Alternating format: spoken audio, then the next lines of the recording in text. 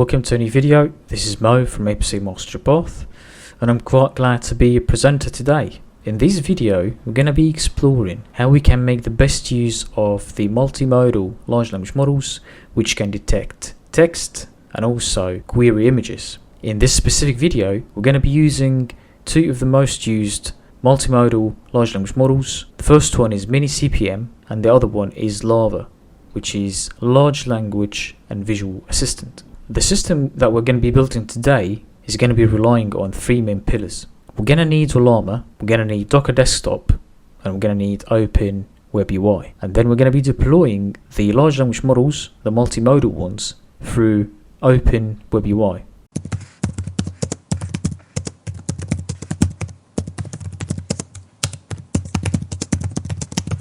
There are a lot of use cases that we can see from deployment of such system. The first one is understanding and querying the images that can be extended to the optical character recognition or OCR. And also querying the images means not only extracting text from them, but also querying the constituents or the components of the image. In the construction industry, that can be translated to a wide variety of them sub-use cases, such as contract analysis, site progress reporting, site safety check, and lots of other cases as well.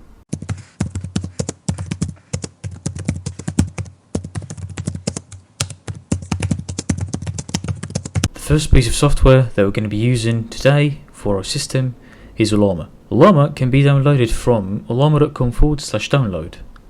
You can download it for macOS as a DMG file. You can also download it as an exe file for Windows. For Linux, it's going to be a little bit different. So you can install it with one command. Copy this command, go to your terminal, and then paste it. And then press enter. I've already downloaded and installed Ollama for Linux. So in order to check all of the models that you have previously downloaded for Ollama, you'll have to type in Ollama list. This code also allows you to check if Ollama is working perfectly fine or not. If Ollama is not working, you'll have to type in Ollama serve and then enter. For me, it told me that it's already in use on this address. You can pull models from ollama.com using code Ollama pull. So Ollama pull and then the name of the model. In my case, I've downloaded a number of the models as you can see above. So MiniCPM and LLaVA. These two are multimodal large language models, and they can be used as visual assistants as well, plus other models that I have fine-tuned myself, and you can check a wide variety of the videos that I have available on this channel detailing how to fine-tune your models. Once you have pulled the model, you can then run this model through Ollama run, and then the MiniCPM-v, or we can then run it through Open WebUI, which we're going to be exploring in a little bit.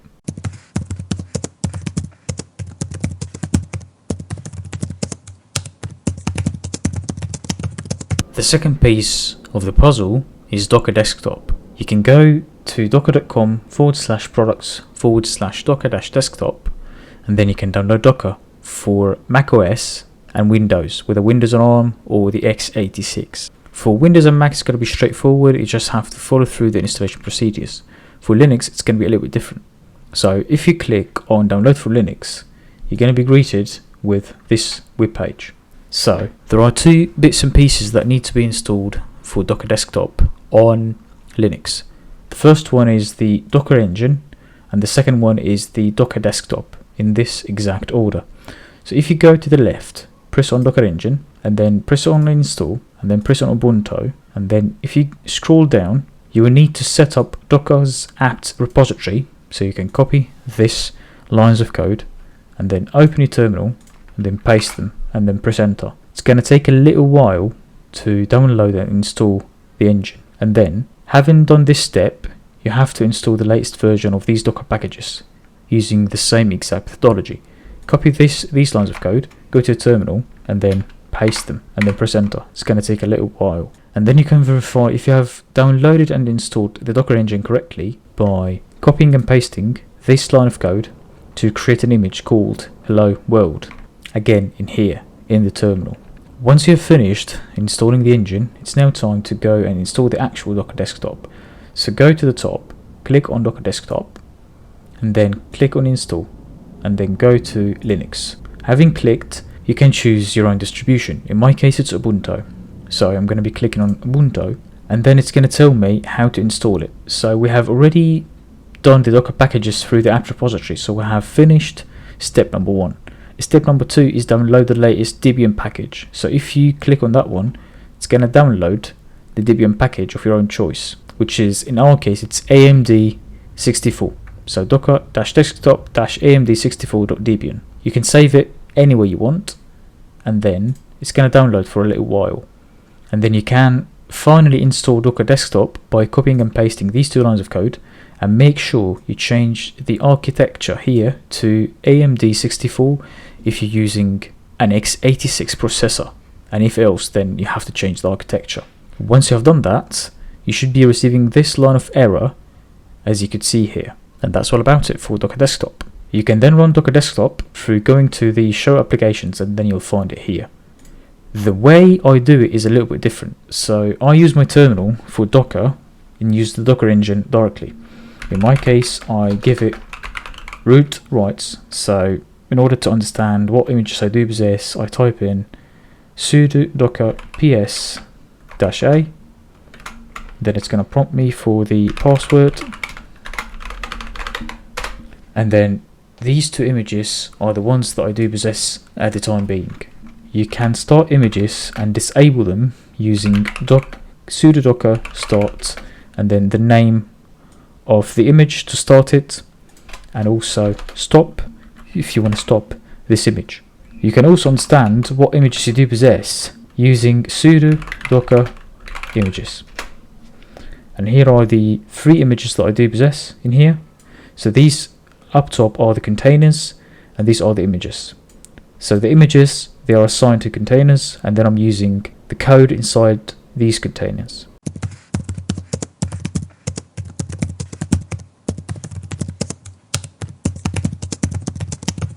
The third and the last piece of the puzzle is Open WebUI.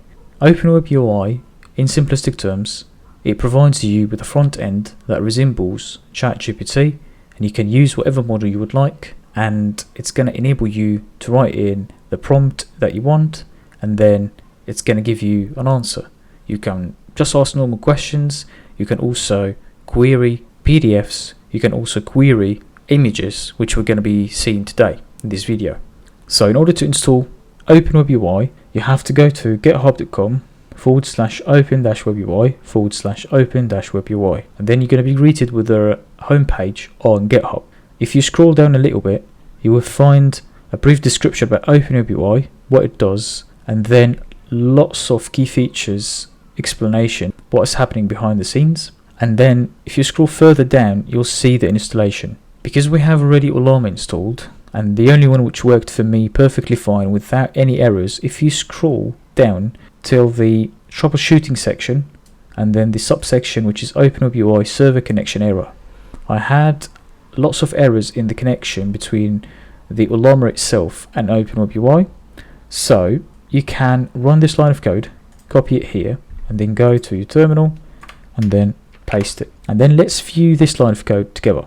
So it's all about getting data from Open WebUI, and that's the base URL for Ollama, and then the image that is going to be downloaded is going to be from that repository. You have main and you have CUDA. So main is for people who might not have a GPU, and CUDA is for people who have a GPU. If you have a CPU only, you can use the line of code as is. In my case, I do possess a GPU, so I had to edit it a little bit. So the first thing that I had to do is, first of all, I'm going to be using the CUDA repository of Open WebUI, and for formality purposes and for ease of access, I renamed the image to be, or the container itself, to be open-webui-gpu or CUDA, depending on your usage. That's really up to you. And then lastly, it's a game of activating the GPUs. So before the -v, you insert a space and then double hyphens or double dashes, and then type in GPUs is equal to all, and then press enter. That's going to enable all of them CUDA cores that are existing within your GPU, and it's going to create an image under the name of Open-WebUI-CUDA. and also another image which is Open WebUI if you are using the CPU only version. And once you've done that, you can then open your browser on localhost semicolon 8080, and then if you press on it, you're going to be greeted with this screen. It's going to ask you to put in the username and password, and that is useful if you're going to have multiple tenants. If you're going to be the main admin and you're going to be publishing this piece of software through Docker internally in your organization, and then you're going to have a number of tenants who are going to be accessing internally without the need of the internet. In order to add models, you can go to your name here, the bottom left side of the screen, and then go to the admin panel and go to settings, and then you'll have models. You can then download whatever model you want from Ollama.com. For the sake of this video, you're going to be downloading 2 models. The first one is LLaVA, Large Language and Vision Assistant. It has a number of them versions. One of them is the 7 billion parameter version, one of them is the 13 billion parameter version, one of them is the 34 billion parameter version. Different versions with different sizes. For the purpose of this video, I'm going to be using the 13 billion parameter version. So copying that one here and then going to Open WebUI and then pasting it here.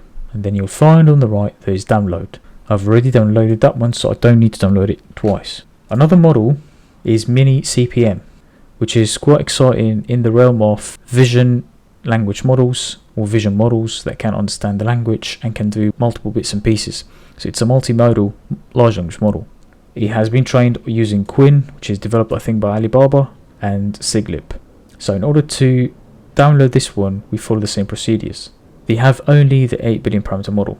So you take it MiniCPM-V and then go to Open WebUI and then paste it here and then download. Once you have finished the downloads, you can then press on the update all models so that the Open WebUI is refreshed with all of the models that you have downloaded or uploaded.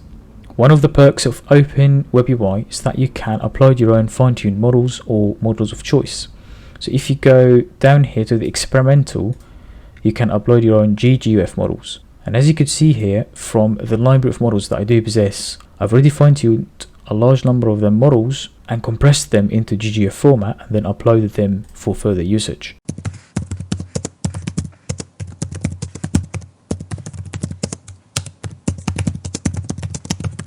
So the way I chose to test these models is to provide them with some images so that we can check the optical character recognition from text in images, and then I went a step further by providing some of them images from construction sites and then trying to understand how the model is going to tackle the actual components or constituents of these images. So I went to Google, images.google.com, and then I've typed in construction contracts, and I told myself this image sounds like a great fit, and then right click, copy image, and then I went here and then I opened a new chat. I chose the name of the model, which is MiniCPM latest, and then I pasted it here. You can paste images and you can type in your question. So that's exactly what I did. I pasted the image and I've typed in describe the text in this image. This model is relatively small, it's 5.5 gigabytes, so it can run on the majority of them GPUs available in the market right now. So it displays a web page titled construction template, and it provided some decent OCR, which I'm really happy with. I then proceeded further with LLaVA so that I can understand which one is better. So the same image, and then I said, could you describe what's in there in details and give some insights from it? And it really spit out the same response with a little bit more details. And then it was a game of trying to understand how it's going to deal with actual work on construction sites. So I provided a very simplistic image from Google Images as well, and I said describe this image, and the question was for MiniCPM, and it said that it's a construction site with large construction forms such as column shoring towers or formwork. That's quite accurate. So what's in the foreground? There's a worker, another individual stands at a distance, and the environment seems quite busy and the likes. That's a fairly good response that can be used for progress monitoring on sites and progress reports. And then I tried to challenge it a little bit, or tone it up a notch. Based on only the image above, could you count the number of visible columns? We could see it here, so we have 1, 2, 3, 4, 5, 6, 7, and then 8. So basically you have 3 here, and 2 here. Possibly there's another one here, but the image is not quite descriptive. It gave me a response based on the visible portion of this image. It's challenging to count, okay? However, there is a minimum of 7 large concrete columns or concrete forming units. I think that our answer is pretty good, because we have here 8. That one, it might be a little bit hidden beside the column next and beside the extra rebar from that one, so that's why it possibly didn't pick it up. These 7 are pretty visible. That one is a little bit invisible. That's because of the angle of the image. I did the same as well with LLaVA 13 billion parameter model. Could you describe the provided image? So the provided images for a construction site, concrete forming units, the same answer there or thereabouts, and then the environment is busy, so the same format nearly. And then I asked the same question again using the provided image. Could you count the number of columns? And it gave the same answer, really, 7. So apparently both models, they cannot decipher, because of the color of the formwork here and the color of the rusty rebar. It cannot decipher that this is a separate column. And I'm asking this question because I'm a QS myself, and I would love to see, or I would love to document in a fast way, what is the actual progress on site, especially in the applications for payment and the monthly evaluation of works. And then I asked the question to LLaVA, could you explain details of the nature of the works in the image provided, and also what's the progress of the work? So it gave the same description again with further details, and then it gave a good progress that they're doing the columns and they're ensuring that all equipments are in place, and then what's going to be the sequence of the works. So pouring concrete and then letting it cure, and then take out the formwork after they place in the concrete and the rebar, and there are some safety checks that need to be done as well. MiniCPM provided nearly the same quality, but the part that is related to the progress was a little than the LLaVA one. From this test that I've seen, these two models, they are nearly on par together, although the MiniCPM, it's 8 billion parameter model, the LLaVA that I have used is 13 billion parameter model, but the two, they provide very close results, which means that MiniCPM is really a competitive model. And again, that's an open source model and that's a small model, and the images themselves, they're not of the best quality. These images, they are less than a megabyte in size, and that signifies how much we have reached over the last 18 months in terms of ease of access. You can have your own Open WebUI deployed internally in a Docker environment in the firm, and then you can give access to people and having multiple tenants. As you can see here, I have only one user. You can add multiple users, 100%. You can add username and password for multiple users, and that's going to enable you to have some sort of like a productionized solution within your firm. And you can use this model for typing in progress reports. You can use it to track progress on site, and maybe you can use it for safety checks. And not only that, in the construction industry, there's a lot of them documents that are provided as images, scanned PDFs, but the scanning is done and is provided as an image.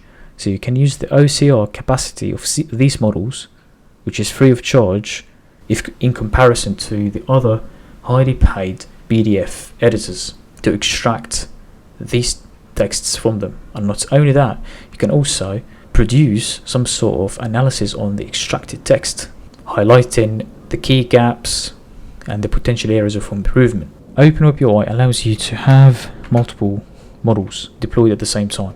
So in one chat, I have deployed MiniCPM and I can deploy LLaVA. And if you have multiple large language models or multiple fine-tuned models, you can then use them in order to do various tasks, which is pretty straightforward to use. And you can have multiple agents. One agent is for checking what's happening on site, one agent that is fine-tuned on how to query the progress itself and check if it's wrong, and you can have a whole system working at your disposal. Thanks a lot for watching. Hope you found this video useful and insightful. I've prepared a couple of them other videos about fine-tuning large language models and deploying them to Open WebUI. I'm going to be putting the links in the description below. You can also pay my website a visit at www.apcmasterypath.co.uk, where I provide multiple packages for the RSS APC candidates to support them throughout their RICS journey. Also, I provide lots of insights about the RSS APC process, the different areas of competence, and how you can deploy AI within the construction industry. Do not forget to hit the like button and subscribe so that you get notified about our latest videos.